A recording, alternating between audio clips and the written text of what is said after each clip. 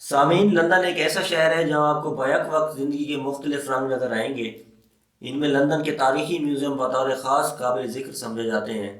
وی and اے یعنی Victoria and Albert کا شمار لندن ہی کے نہیں بلکہ دنیا کے شاندار ترین عجائب گھروں میں کیا جاتا ہے۔ اس میوزیم کا سنگ بنیاد ملکہ وکٹوریہ نے 1899 میں رکھا تھا۔ اس شاندار میوزیم میں دنیا بھر کے منتخب فن پارے اکٹھے کیے گئے ہیں جو بلا شبہ دیکھنے سے تعلق رکھتے ہیں۔ اس میں رکھے گئے فن پاروں کی کل تعداد تقریباً 2,33,742 ہے۔ 12.5 ایکڑ رقبے پر محیط اس میوزیم میں تقریباً 150 گیلریاں ہیں جن میں نادر فرنیچر، پینٹنگز، زیورات، مجسمے، پوسٹرز، دھات سے بنی اشیاء اور نادر ملبوسات کے وہ نمونے موجود ہیں جو کئی صدیوں پرانے ہیں۔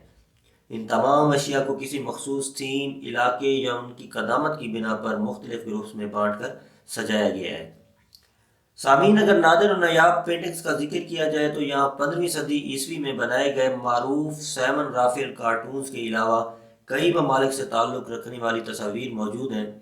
یہاں واقع جمیل گیلری میں عرب ممالک سے لائے گئے خوبصورت اور بیش قیمت قالین بھی موجود ہیں۔ یہاں شام سے لایا گیا شیشے کا وہ نفیس جگ بھی موجود ہے جس کا تعلق 13ویں صدی عیسوی سے ہے۔ وی اینڈ اے میوزیم کی عمارت یوں تو ابتدائی سے شاندار بنائی گئی تھی، تاہم گزرتے وقت کے تقاضوں کو مد نظر رکھتے ہوئے گزشتہ 10 سالوں کے دوران ایک بار پھر اس کی تزئین و آرائش کی گئی ہے، جس سے اس عمارت کا حسن دوبالا ہو گیا ہے۔ تاہم اس میں قدامت کی جھلک بدستور برقرار رکھی گئی ہے۔ سامعین، یہاں ایک نئی گیلری بھی قائم کی گئی ہے جس میں سونے، چاندی اور قیمتی جواہرات سے جڑے زیورات کا مجموعہ سجایا گیا ہے، جسے گلبرٹ کلیکشن کا نام دیا گیا ہے۔ گلبرٹ کلیکشن کو دنیا بھر میں آرٹ کے حوالے سے خصوصی شہرت حاصل ہے۔ اس کے علاوہ یہاں رکھے گئے بدھا کے مجسمے کو بھی خاص شہرت حاصل ہے اور اسے دیکھنے کے لیے آرٹ کے شائقین دور دور سے یہاں آتے ہیں۔ میوزیم میں نئے دور سے تعلق رکھنے والے آرٹ کے نمونے سجانے کا اہتمام بھی کیا گیا ہے۔ جدید دور کی اس مجموعے کو ریپڈ رسپانس کلیکشن کا نام دیا گیا ہے۔ یہاں جدید دور کے آرٹ اور آرکیٹیکچر کے نمونوں کو یکجا کیا گیا ہے جو بالخصوص موجودہ دور کے عام حالات و واقعات کی نشاندہی کرتے ہیں۔ سامعین، توشیبا گیلری میں جاپانی آرٹ کے نمونوں کو محفوظ کیا گیا ہے جس میں 6 صدی سے لے کر موجودہ دور تک کے نوادرات رکھے گئے ہیں۔